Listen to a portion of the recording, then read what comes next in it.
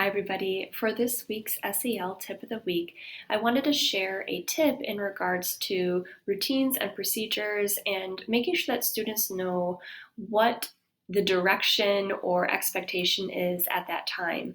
I'm noticing within our classroom spaces, a lot of times we're sharing the direction, but often we're forgetting the modeling of what that expectation is, especially in our primary grades. But this strategy works for any grade level.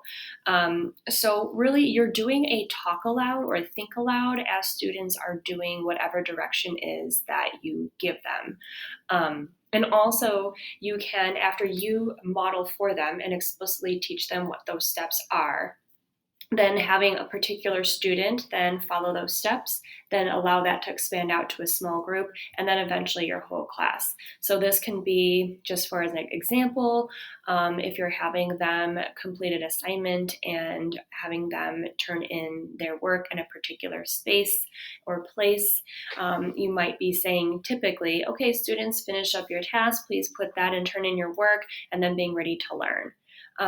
But sometimes we're like, well, I don't know where I'm turning in my work, or I don't know what those routines are. So at that time, you would want to physically show them what it is that you're expecting and say, to a student number one, student, can you please show us, notice how they are taking their materials, they're walking over to the turning in space, they're putting their materials down, notice that they're still walking at voice level 0, they're going back to their seat, and they're ready to learn. Okay, let's have group number 1 go. Notice how all of them stood up, they pushed in their chairs, they're walking over to the space, and they're moving and putting in where they need to go, and wow, look at them go. So now everybody, as we are able to, go ahead and start, or something along those lines, whatever it may be, but scaffolding that up and scaffolding that back. So that has been very helpful. It's a great tool, again, no matter what grade level, but especially for primary, especially K1, 2, with that transition back, knowing what is expected at that time and what really those directions are.